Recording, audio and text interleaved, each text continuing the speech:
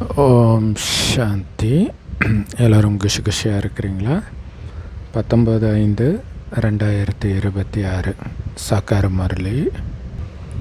பாபா சொல்கிறாங்க, இனிமையான குழந்தைகளே, ஆத்மாபிமானியாகி இருங்க.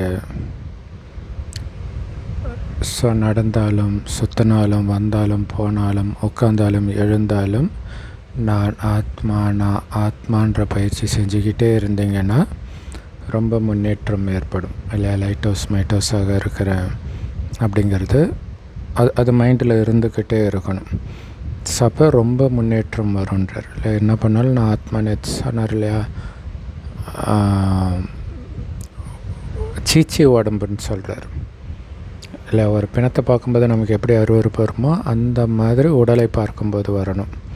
ஸோ ஆத்மாவை பார்க்கறதுனால நான் உயர்ந்தவன் அப்படிங்கிறது மைண்டில் ஆழமாக பதிய வைக்கணும். இது எல்லாமே நமக்கு நாமளே பேசிக்கிறதன் மூலமாக தான் நடக்கும். கேள்வி: ஸோ எந்த குழந்தைங்களுக்கு பாபாவுடைய நினைவு கரெக்டாக புத்தியில் இருக்கும் தெரியுமா? ஸோ எந்த குழந்தைங்க பாபாவை கரெக்டாக தெரிஞ்சிருக்கிறாங்களோ அவங்களுடைய புத்தியில் தான் பாபாவுடைய நினைவும் கரெக்டாக இருக்கும். நிறைய குழந்தைங்க வந்து பாபாவை எப்படி நினைக்கிறதுன்னு கேட்குறாங்க. ஏன்னா பக்தியில் வந்து கடவுள் அகண்ட ஜோதி, பெரிய ஜோதின்னு நினச்சோம். இப்போ நீங்கள் புள்ளின்னு சொல்கிறதுனால குழம்பிடுறாங்க. ஸோ அதனால் அவர் அகண்ட ஜோதி கிடையாது, அதிசூக்ஷ்மமான ஒளிப்புள்ளின்றத முதல்ல நிச்சயப்படுத்தணும். அப்போ தான் அவங்க கரெக்டாக பாபாவை நினைக்க முடியும். ஏன்னா அப்படி நினைக்கும் பொழுது தான் பாவம் அழியும். ஓம் சாந்தி. எல்லா குழந்தைங்களுமே பாபாவுடைய நினைவில் உட்காந்துட்ருக்குறாங்க. மன்மனாபவ, இது ஒன்றும் சமஸ்கிருத வார்த்தை கிடையாது.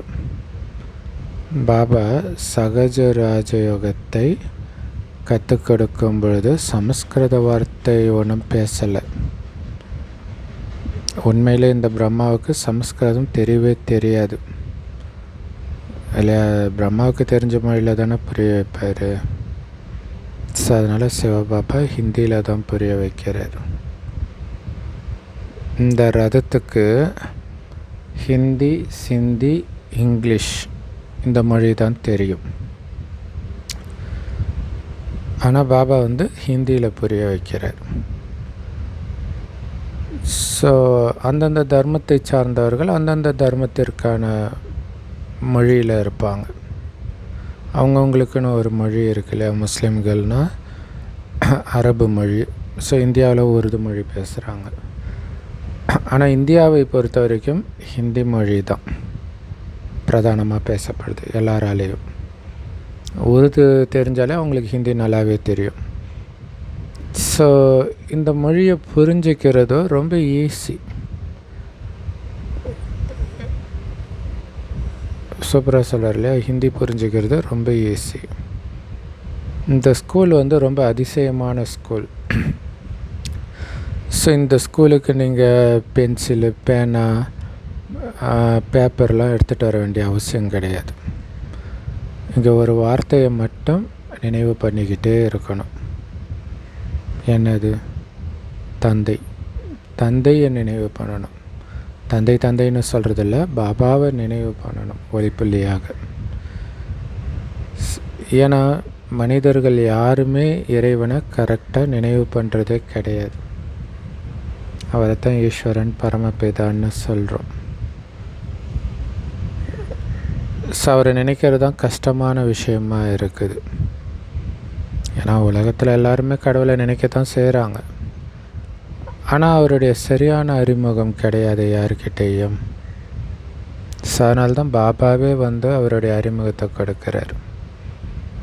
சாஸ்திரங்களில் கல்பத்துடைய ஆயுள் லட்சக்கணக்கான வருடங்கள்னு அதிகப்படுத்தி எழுதிட்டாங்க. ஸோ இதையும் பாபா தான் புரிய வைக்கிறார். ரொம்ப எளிமையாக புரிய வைக்கிறார். ஏன்னா கஷ்டப்பட்டு புரிய வச்சா எப்படி அகலிகைகள், மூதாட்டிகள் இவங்களும் புரிஞ்சிக்க முடியும்? ஸோ அதனால் பாபா புரிய வைக்கிறது ரொம்ப எளிமையாக சகஜமாக புரிய வைக்கிறார்.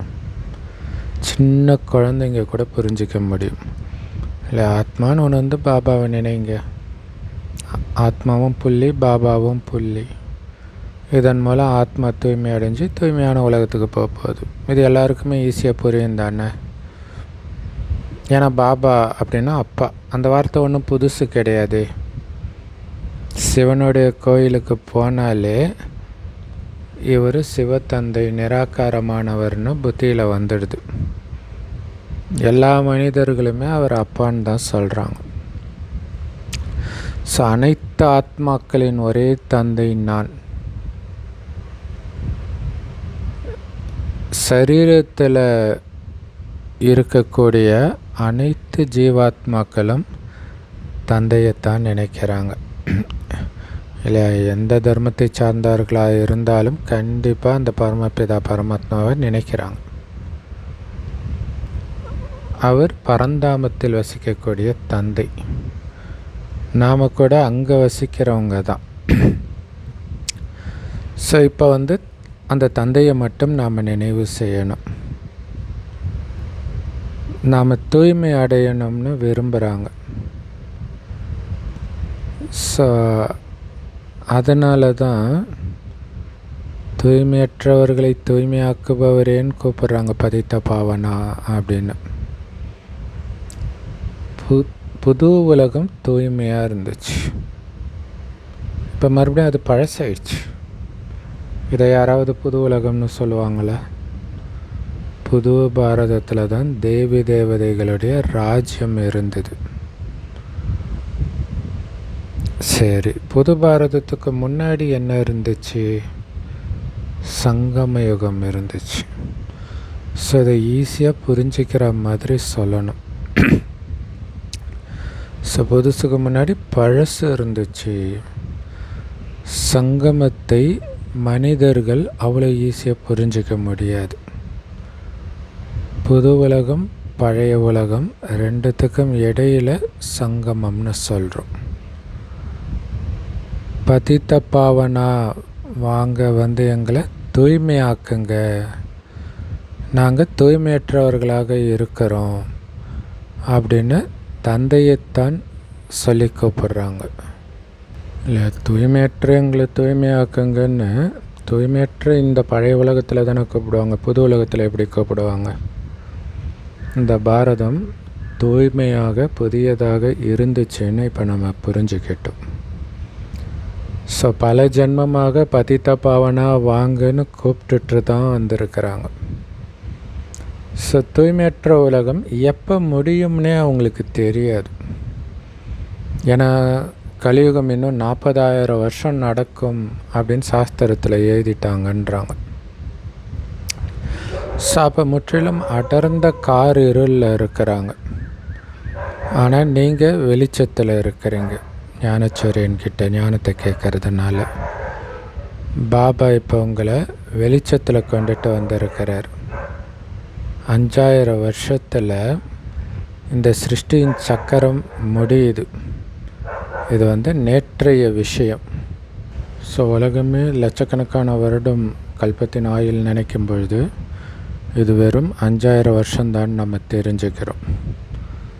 ஸோ சத்தியுகத்தில் ஆட்சி செஞ்சது நேற்றைய விஷயம். இந்த லக்ஷ்மி நாராயணனுடைய ராஜ்யம் இருந்தது, சொர்க்கமாக இருந்தது. ஸோ அந்த தூய்மையான உலகத்தில் எந்த விதமான துக்கமோ உபத்திரவமோ தொந்தரவோ இல்லாமல் இருந்தது. ஏன்னா ராவண ராஜ்யத்தில் தான் உபத்திரவம்லாம் வருது. இங்கே தந்தை நமக்கு இதெல்லாம் புரிய வைக்கிறார். அவர்கிட்ட வந்து நேரடியாக இந்த காது மூலமாக நாம் கேட்குறோம். கேட்குறது யார்? ஆத்மா. ஸோ அதனால் ஆத்மாவுக்கு ரொம்ப குஷி வருது. தந்தை மறுபடியும் வந்து நம்மளை சந்திக்கிறார். ஸோ முந்தைய கல்பத்தில் நாம் தந்தைக்கிட்ட இருந்து ஆஸ்தி அடைஞ்சோம்.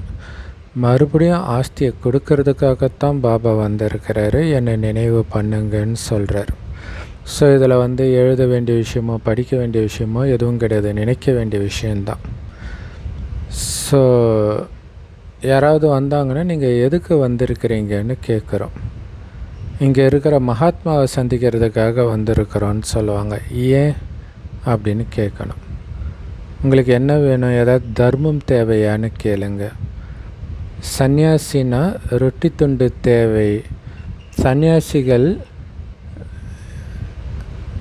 யார்கிட்டையாவது போகிறாங்க அல்லது வழியில் சந்திக்கிறாங்கன்னா அந்த தர்ம சிந்தனை உள்ள மனிதர்கள் இவங்க தூய்மையானவங்க, இவங்களுக்கு உணவு கொடுக்கறது நல்லதுன்னு புரிஞ்சுக்குவாங்க.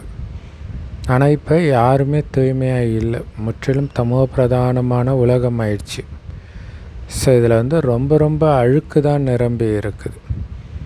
மனிதர்கள் எவ்வளோ கஷ்டப்படுறாங்க. இங்கே கஷ்டப்பட வேண்டிய விஷயம் எதுவுமே கிடையாது. இல்லை எழுதுகிற வேலை கூட கிடையாது, அப்புறம் என்ன? ஸோ இதை தாரணை பண்ணுறதுக்காக எழுதுறீங்க, அவ்வளோதான். பாபா ஒன்று இதை எழுதிட்டு வாங்க 10 தடவை அப்படிலாம் சொல்கிறது கிடையாது.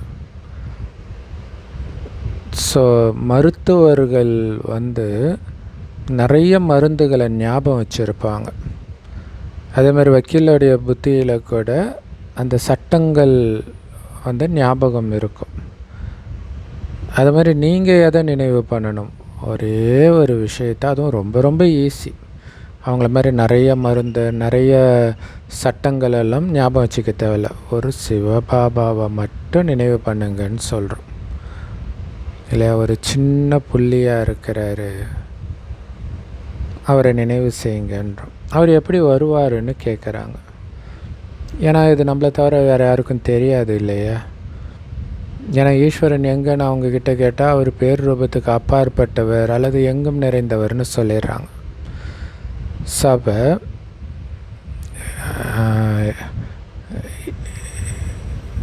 பேர் ரூபத்துக்கு அப்பாற்பட்டவர்ன்றதுக்கும் எங்கும் நிறைந்தவருக்குமே இரவு பகலுக்கான வித்தியாசம் இருக்குது. எல்லா இடத்துலையும் இருக்கிறாரு, அப்புறம் எதுலேயுமே இல்லை.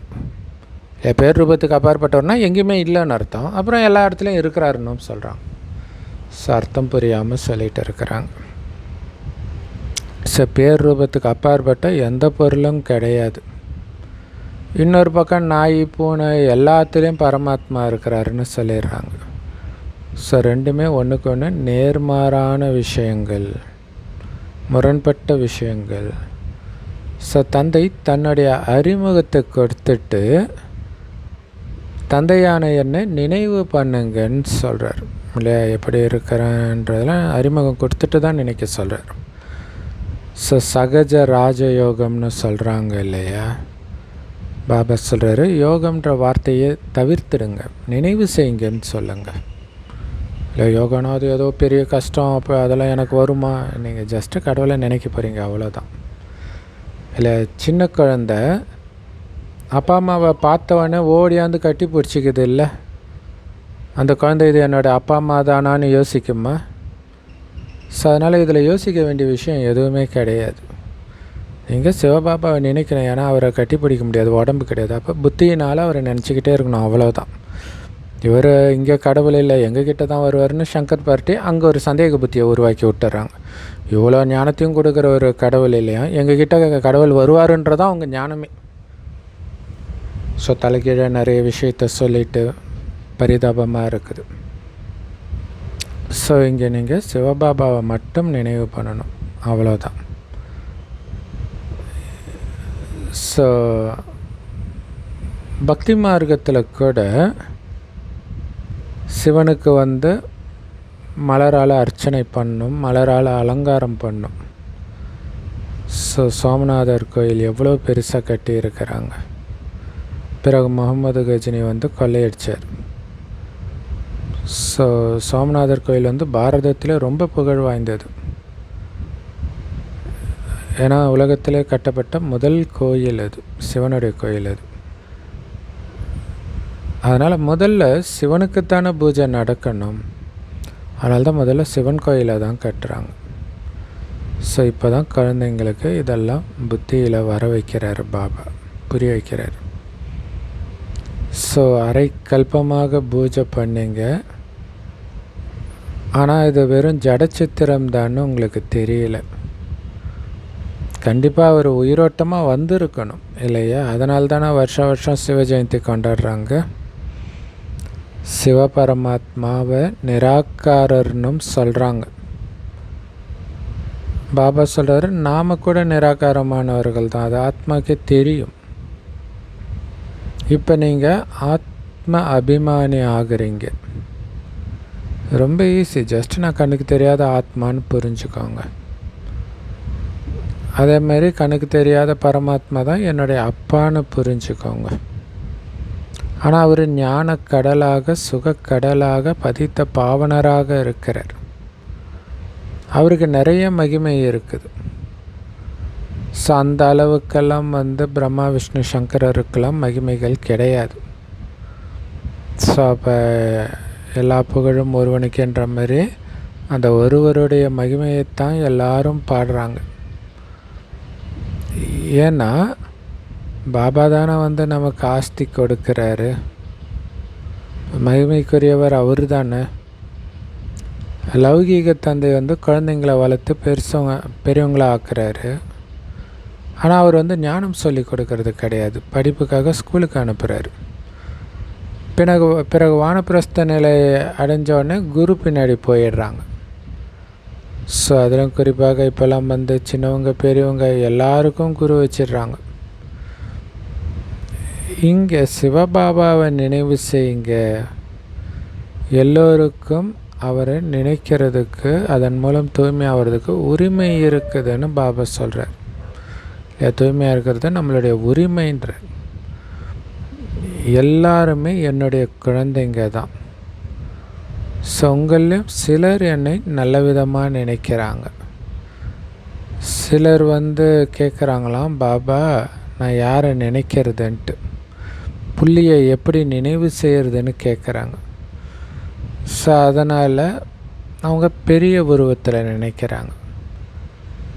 பாபா சொல்றார், நல்லது, நீங்கள் நினைவு செய்யக்கூடிய பரமாத்மா என்ன பொருளாக இருக்கிறாரு, என்ன வடிவத்தில் இருக்கிறாருன்னு கேட்டால் அவர் அகண்ட ஜோதி ஸ்வரூபம்னு சொல்லிடுறாங்க. ஆனால் உண்மையிலே பாபா அப்படி கிடையாது. அப்படி அகண்ட ஜோதியை நினைக்கிறது தப்பான வழின்றார். இல்லை, நினைவு துல்லியமாக இருக்கணும். ஸோ இப்போ பாபாவை கரெக்டாக நினைக்கணுன்னா பாபாவை கரெக்டாக தெரிஞ்சிருக்கணும். ஸோ மனிதர்களுக்கு கடவுளை பற்றி தெரியாது. ஸோ அவரே தன்னுடைய அறிமுகத்தை கொடுக்கிறார். பிறகு சிருஷ்டியின் முதலீடை கடைபற்றிய ரகசியத்தை சொல்கிறார். விரிவாகவும் சொல்கிறாரு, சுருக்கமாகவும் சொல்கிறார். இப்போ பாபா சொல்கிறாரு, குழந்தைகளே, நீங்கள் தூய்மையாகணும். அதுக்கு ஒரே உபாயம்தான். அது என்னது? என்ன நினைவு பண்ணுங்க. ஏன்னா பதித்த பாவனர்னு தானே என்ன சொல்கிறீங்க. அப்போ என்ன நினச்சா தானே தூய்மையாக முடியும். ஸோ ஆத்மா தான் இப்போ தூய்மை ஆகணும். ஏன்னா அழுக்காயிட்டோன்னு ஆத்மா தான் சொல்லுது, நாங்கள் தூய்மையாக இருந்தோம், இப்போ தூய்மை இழந்திருக்கிறோம். எல்லாருமே தமோ பிரதானமாக அழுக்காக இருக்கிறாங்க. ஸோ எல்லா பொருளுமே ஆரம்பத்தில் சதோ பிரதானமாக தான் இருக்கும், போக போக தான் தமோ பிரதானம் ஆகிடும். ஸோ ஆத்மா சுயம் தானே சொல்லுது, நான் இப்போ தூய்மை இல்லாமல் இருக்கிறேன், என்னை தூய்மை ஆக்குங்க அப்படின்னு சொல்லுது. சாந்தி தாமத்தில் இருக்கும்போது ஆத்மா அழுக்காகிறது கிடையாது. இந்த ஸ்தூல உலகத்தில் தான் அழுக்காகி இருக்குது. ஆனால் தான் துக்கம் மிக்கவர்களாக ஆகி இருக்குது. அதுவும் தூய்மையானவர்களாக சத்தியுகத்தில் இருக்கும்போது சுகம் மிக்கவர்களாக இருந்தீங்க. ஸோ அதனால் எங்களை தூய்மையாக்குனீங்கன்னா நாங்கள் துக்கத்துலேருந்து விடுபடுவோம்னு ஆத்மா சொல்லுது. ஸோ எல்லாமே ஆத்மா தான் பண்ணுது அப்படின்னு நாம் புரிஞ்சுக்கிறோம்.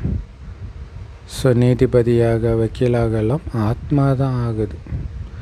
நான் ராஜா, நான் வக்கீல், நான் இன்ஜினியர்னாலாம் ஆத்மா தான் சொல்லுது.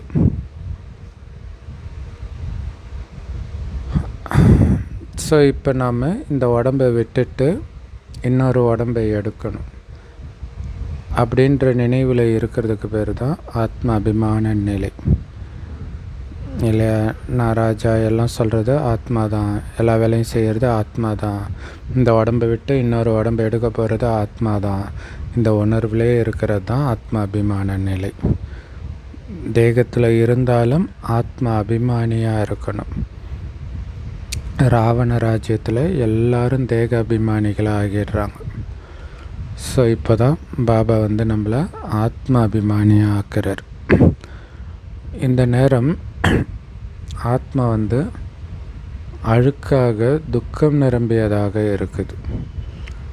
ஆனால் தான் பாபா வாங்க அப்படின்னு கூப்பிடுது. நாடகப்படி நாம் தூய்மையற்ற நிலையிலிருந்து தூய்மையாகவும் தூய்மையான நிலையிலிருந்து தூய்மையற்றவராகவும் ஆகிட்டே தான் வந்திருக்கிறோம் கல்பமாக.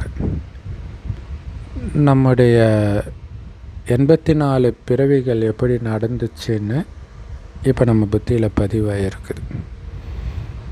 ஸோ அதனால் இந்த விஷயத்தை மறக்காதீங்க. ஸ்வதஷ்ண சக்கரதாரிகளாக இருங்க. இல்லையா? புத்தியில் இந்த ஞானம் சுற்றிக்கிட்டே இருக்கணும். அமரும் போதும், எழும்போதும், நடக்கும்போதும், சுற்றும் போதும் நமக்கு புத்தியில் இந்த முழு ஞானமும் இருக்கணும். எல்லைக்கு அப்பாற்பட்ட இல்லை இதை பற்றியே சிந்தனையிலே தான் இருக்கணும். எப்படி ஒரு பிஸ்னஸ் பண்ணுறவங்களுக்கு பிஸ்னஸ் பற்றிய சிந்தனையே தான் எது பண்ணாலும் இருக்கும். அந்த மாதிரி நமக்கு ஆத்மா நான் சத்தியுகத்தில் இருந்து அங்கேருந்து கொஞ்சமாக அழுக்கு சேர்ந்து இப்போ கலியுகத்தில் இருக்கிறேன், இப்போ திரும்பி போகணும், இதே சிந்தனையிலே இருக்கணும். போகிறதுக்குள்ளே எல்லையற்ற தந்தைக்கிட்ட இருந்து எல்லையற்ற ஆஸ்தியை எடுக்கணும், முழு ஆஸ்தியை எடுக்கணும். இந்த சிந்தனையிலே இருக்கணும். ஸோ அதுக்கு ஒரு தந்தையை மட்டும்தான் நினைவு செய்யணும் அப்படின்னு பாபா சொல்கிறார். ஸோ பாபா நினைவில் ரொட்டி துண்டு சாப்பிடுங்க, விதவிதமாக சாப்பிடணும், அந்த மாதிரிலாம் ஆசைப்படக்கூடாது. கலியுகத்தில் கிடைக்கிறத சாப்பிட்டு அமைதியாக இருக்கணும். எனக்கு இந்த கலியுகத்தை விட்டு நம்ம போக போகிறோம். நம்ம போக போகிற இடத்துல தான் 36 வகையான உணவு இருக்கும். இனிமையிலும் இனிமையான காணாமல் கண்டெடுத்த செல்ல குழந்தைங்களுக்கு பாபா அடிக்கடி சொல்கிறாரு, குழந்தைகளே வயிற்றுக்கு ரொட்டி துண்டு மட்டும் சாப்பிடணும். ஏன்னா வயிறு ஒன்றும் அதிகமாக சாப்பிட போகிறது கிடையாது. கால்படி மாவின் ரொட்டியை சாப்பிடுது. ஸோ பருப்பு ரொட்டி அவ்வளவுதான். ஸோ 10 ரூபாவிலையும் மனிதர்களுடைய வயிறை நிரப்பிக்கலாம். 10,000 ரூபாவிலையும் வயிற்றை வளர்க்குறாங்களே. இப்போ ஸ்டார் ஹோட்டல்லாம் போனால் சர்வசாதாரணமாக 10,000 ரூபாய் ஆகிடும். ஸோ ஏழைங்க என்ன சாப்பிட்றாங்க, ஆனாலும் பலசாலிகளாக இருக்கிறாங்க இல்லையா? அதனால் பாபா சொல்கிறார் ஒரு பெரிய ரகசியத்தை, எந்த அளவுக்கு விதவிதமான உணவு வகைகளை சாப்பிட்றீங்களோ அந்த அளவுக்கு இன்னுமே நோயாளிகளாக தான் ஆவீங்க. ஸோ அதனால்தான் மருத்துவர்கள் கூட ஒரே விதமான உணவை சாப்பிட்டீங்கன்னா நோய் வசப்பட மாட்டீங்க அப்படின்னு சொல்கிறாங்க. ஸோ அதனால் கிடைச்சதை சாப்பிட்டுட்டு குஷியாக இருங்க. ஏன்னா பருப்பு ரொட்டி, அந்த தால் சப்பாத்தி சொல்லுவாங்க இல்லையா, அந்த மாதிரி சிறந்த உணவு வேறு எதுவுமே கிடையாதுன்றார். அதனால் அதிகமாக ருசியாக சாப்பிட்ணும் இந்த மாதிரி ஆசையெல்லாம் இருக்கக்கூடாது. அதிகமான ஆசையே இருக்கக்கூடாது. பாருங்க, சன்னியாசிகள் என்ன பண்ணுறாங்க, வீடு வாசலே விட்டுட்டு காட்டுக்கு போயிடுறாங்க. பாபா ஒன்றும் உங்களை அப்படி இல்லாமல் பண்ண சொல்லலை, வீட்டிலே இருந்துட்டு ஆசை இல்லாமல் இருக்க சொல்கிறார். சன்னியாசிகள் பிரம்மா மகா தத்துவத்தையே பரமாத்மான்னு நினைக்கிறாங்க, பிரம்மத்தில் ஐக்கியமாகிடணும்னு புரிஞ்சுக்கிறாங்க. ஆனால் அப்படி இல்லை, ஐக்கியமாக முடியாது. ஏன்னா ஐக்கியமாகுதுன்னா இப்போ ஆத்மா அழிஞ்சிடுதுன்னு வருது. ஆத்மாவோ அமரனாக இருக்குது, அழிவற்றதாக இருக்குது. ஸோ அதனால் ஐக்கியமாகிற விஷயமெல்லாம் கிடையாது. ஆனால் ஆத்மா தூய்மையாகவும் அழுக்காகவும் மாறி மாறி ஆகுது. ஸோ உங்களுக்கு எவ்வளோ அற்புதமான ஞானம் கிடைக்கிது.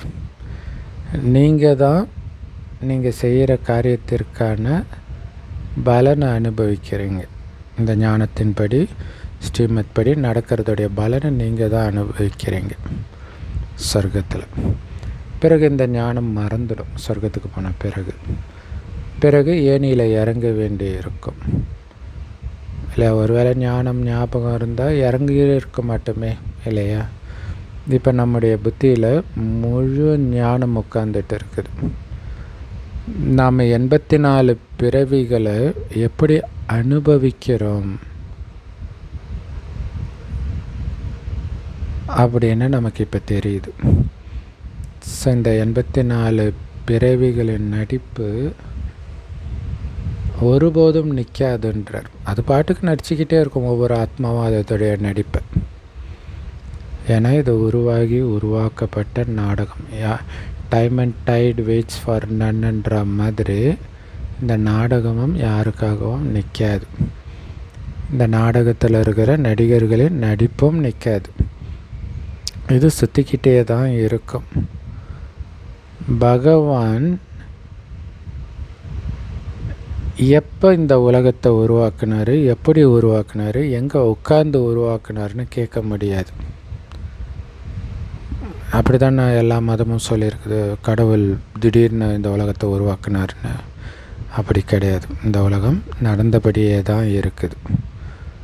இந்த உலகத்துடைய வரலாறு புவியியல் மீண்டும் மீண்டும் நடந்தபடியே தான் இருக்கும். ஆனால் இந்த விஷயங்களை யாருமே புரிஞ்சுக்கிறது கிடையாது.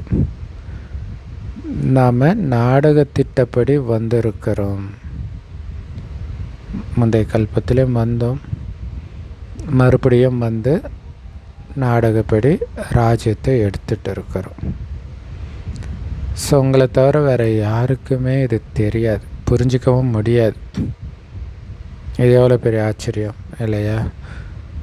நாடகம் சர்வசக்திவானா அல்லது சிவபாபாவா அப்படின்னு கேள்வி எழுது. ஈஸ்வரன் சர்வசக்திவான், அவர் அனைத்தும் செய்ய வல்லவர் அப்படின்னு புரிஞ்சுக்கிறாங்க. பாபா சொல்கிறாரு, நானே நாடகத்தின் பந்தனத்தில் கட்டுப்பட்டு இருக்கிறேன். இப்போ பாபாவை விட நாடகம் உயர்ந்ததாக இருக்குது. ஏன்னா அந்த நாடகத்தில் என்ன அவருடைய பார்ட்டோ அதை தான் அவர் பண்ண முடியும் இல்லையா? பாபாவையே நாடகம் தான் இயக்குது. இது எவ்வளோ பெரிய ஆச்சரியம். தூய்மை இழந்தவர்களை மறுபடியும் தூய்மையாக்கிறதுக்காக நான் வர வேண்டி இருக்குது. நீங்கள் சத்தியுகத்தில் சுகமிக்கவர்களாக இருப்பீங்க. அந்த நேரம் நான் பரந்தாமத்தில் போய் ஓய்வு எடுப்பேன். ஏன்னா நீங்கள் ரொம்ப உயரத்தில் ஏறிடுறீங்க. ஸோ உங்களுடைய சவாரி சிங்கத்தின் மீது அப்படின்னு பாபா சொல்கிறார் இல்லையா? துர்கை சிங்கத்தின் மீது சவாரி செய்கிற மாதிரி காட்டுவாங்க. ஸோ அப்போ சிங்கத்தின் மீது சவாரி செஞ்சு அவ்வளோ உயரத்துக்கு உச்சத்துக்கு போயிடுறோன்றார் பாபா. ஸோ பாபா சொல்கிறாங்க, ஒவ்வொரு வினாடியும் நடக்கிற அத்தனையுமே நாடகத்தில் பதிவாகி இருக்குது. ஸோ அதனால் எதையும் நினைத்து பதற தேவையில்லை, கவலைப்பட தேவையில்லை, ஆச்சரியப்பட தேவையில்லை. நாடகத்தில் இருக்கிறது நடக்குது, அவ்வளோதான். ஸோ குழந்தைகளாகிய உங்களுக்கு எவ்வளவு நல்ல ஞானம் கிடைச்சிருக்குது. ஸோ இப்போ பாபா சொல்கிறதெல்லாம் தந்தையும் ஆஸ்தியும் மட்டும் நினைவு பண்ணிக்கிட்டே இருங்க போதும். மற்றபடி பேப்பர் பென்சிலுக்கான அவசியமெல்லாம் கிடையாது. உங்களை மாதிரியே பிரம்மா பாபாவும் படிச்சுட்டு தான் இருக்கிறார். அவர் ஏதாவது வச்சுருக்கிறாரா? தந்தையை மட்டும் நினைவு செஞ்சீங்கன்னா ஆஸ்தி கிடைக்கும். எவ்வளோ ஈஸியாக இருக்குது பாருங்கள். நினைவின் மூலம் நீங்கள் சதாகாலமும் ஆரோக்கியமானவர்களாக ஆகிடுவீங்க. ஸோ அப்போ இந்த நினைவை தாரணை பண்ணுற விஷயம்தான் இருக்குது. எழுதுறது மூலமாலாம் எந்த லாபமும் கிடையாது இல்லை. மைண்டுக்குள்ளே ஓடிக்கிட்டே இருக்கணும். இங்கே புரிஞ்சிக்கிற விஷயம் இல்லை, அந்த நினைவிலே மூழ்கிற விஷயம். ஏன்னா புரிஞ்சுக்கிறதும் ஈஸி தான். மற்றபடி இங்கே இருக்கிற எல்லாமே அழிய போகுது. ஆனால் சிலர் அதை ஞாபகம் வச்சுக்கிறதுக்காக எழுதுகிறாங்க, அவ்வளவுதான்.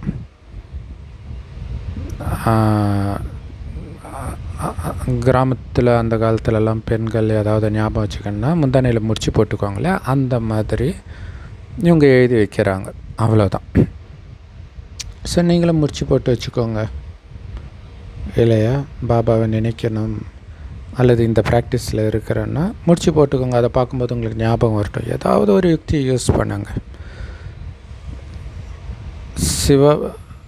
ஆக்சுவலாக நான் முதல்ல முரளி எடுக்கும்போது ஒரு வயசான அம்மா கூட எடுப்பேன் இல்லையா?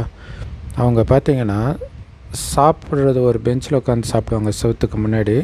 அந்த செவுறு ஃபுல்லாக பாபாவுடைய ஞானம் எழுதி ஒட்டி வச்சுருப்பாங்க. ஸோ சமயுக்தி இல்லையா? அதேமாதிரி சமைக்கிற இடத்துலையும் அந்த செவத்துலேயும் ஒட்டி வச்சுருப்பாங்க, அதை ஞாபகம் வரணுன்ட்டு. ஸோ சிவபாபா ஆஸ்தியை நினைவு பண்ணணும். இது ரொம்ப ஈஸி கூட. யோகம்னாலே நினைவு தான். பாபா நினைவு நிலச்சிருக்க மாட்டேங்குதுன்னு சொல்கிறாங்க. யோகத்தில் எப்படி உட்கார்றதுன்னு கேட்குறாங்க. பாபா சொல்கிறாரு, லௌகீக தந்தையுடைய ஞாபகம் எப்போவுமே இருக்குது தானே. அதே மாதிரி உங்களுடைய பரலௌகீக தந்தை பாபா, இவர் கொடுக்கறதான் எல்லாமே. அதனால் அதே மாதிரி இவரையும் எப்பயும் ஞாபகம் வைங்க. நினைவு மட்டும் பண்ணிக்கிட்டே இருங்க, அவ்வளோதான். அது தானாக ஞாபகம் இருக்கும், இது தானாக ஞாபகம் இருக்காது. அதுதான் பிரச்சனை. ஏன்னா இங்கே இவருடைய நினைவு இருக்க உங்கள் குணம் மாறும். ஸோ அதுக்காக தான் நினைவு பண்ணிக்கிட்டே இருக்கணும். அப்போ நம்மளுடைய படகு கரை சேர்ந்துடும். நல்லது. அற்புதமான முரளி கொடுத்த இனிமையிலும் இனிமையான அன்பான தாய் தந்தைக்கு அன்பு நினைவுகள் மற்றும் காலை வணக்கம்.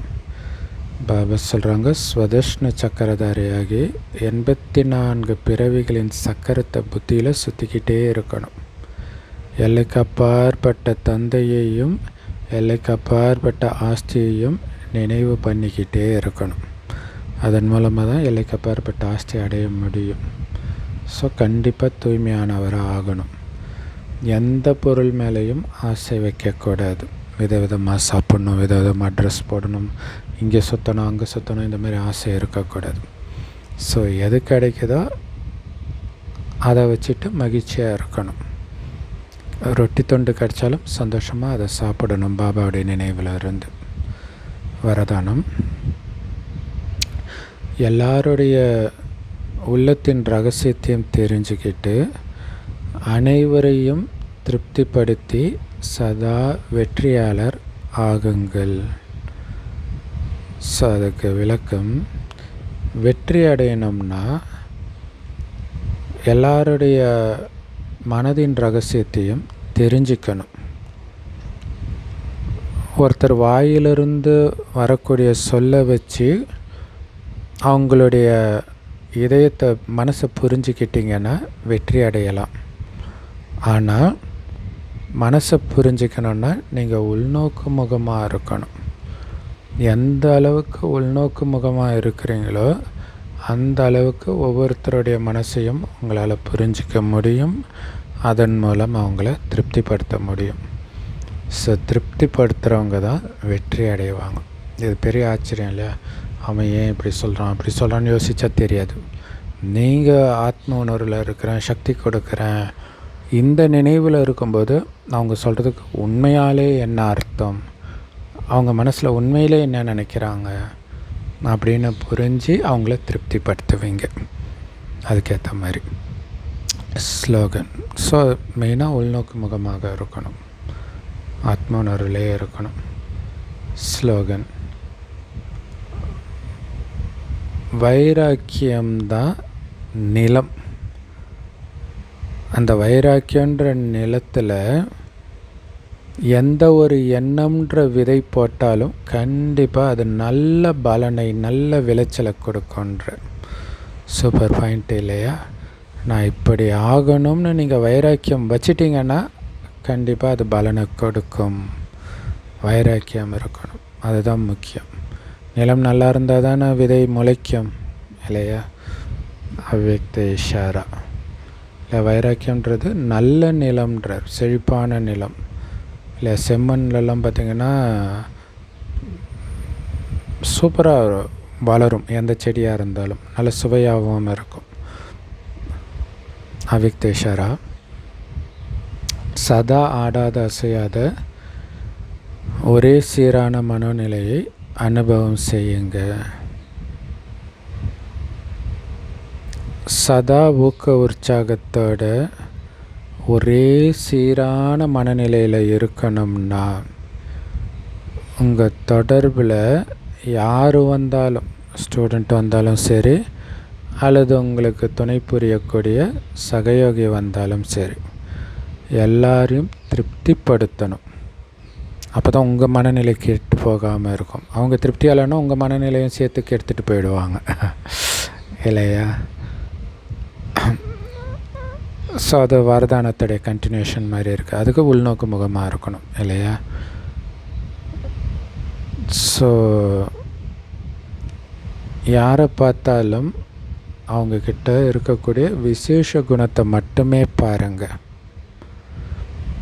ஸோ அப்போ எல்லார்கிட்ட இருந்தும் அந்த விசேஷ குணங்கள்ன்ற சக்தி உங்களுக்கு கிடைக்கிறதுனால சதா காலத்துக்கும் ஊக்க உற்சாகம் ஒரே சீராக இருக்கும். சூப்பர் இல்லையா? விசேஷ குணத்தை மட்டும் பார்த்திங்கன்னா ஊக்க உற்சாகத்தோடு இருப்பீங்க. ஸோ அதனால தான் நிறைய அரசியல்வாதிகள்லாம் பார்த்திங்கன்னா நாங்கள் நியூஸ்லாம் பார்க்க மாட்டோம், மற்றவங்க பேசுறதெல்லாம் கேட்க மாட்டோன்னுவாங்க. ஏன்னா அவங்களுடைய ஊக்க உற்சாகத்தை டவுன் பண்ணுறதுல ரொம்ப புத்திசாலியாக இருப்பாங்க எல்லோரும். இல்லை, அதெல்லாம் நாங்கள் பார்க்க மாட்டோன்றாங்க. ஸோ அதனால் பாபா கூட நம்மக்கிட்ட என்ன சொல்கிறாரு, மற்றவங்களுடைய குறைகளை பார்க்காதீங்க, அப்போ குறைகளை கிரகிச்சிடுவீங்க. அதனால் அவங்களுடைய விசேஷ குணத்தை மட்டும் பார்த்திங்கன்னா அந்த விசேஷ குணத்தை கிரகிப்பீங்க. அப்போ விசேஷ குணம் எப்போவுமே உங்களை ஊக்க உற்சாகமாக வச்சுருக்கும், ஒரே சீரான மனநிலை வச்சுருக்கும். அதனால் கெட்ட குணங்களை பார்த்தும் பார்க்காம இருங்க. அப்போ தான் ஒரே சீரான மனநிலையில் ஊக்க உற்சாகத்தோடு சதா இருக்க முடியும் அப்படின்னு சொல்கிறார். ஸோ மற்றவங்களுடைய விசேஷ குணத்தை மட்டும் பார்த்தாலே நீங்கள் திருப்தியாக இருப்பீங்க, மற்றவர்களையும் திருப்திப்படுத்துவீங்க. இல்லை, அவங்களுடைய விசேஷ குணத்தை நீங்கள் வர்ணனை பண்ணாலே அவங்க திருப்தி ஆகிடுவாங்க இல்லையா? ஸோ செம powerful Murali. Love you Bap Dada. Thank you Bap Dada. குஷியாக இருங்க, குளிர்ச்சியாக இருங்க.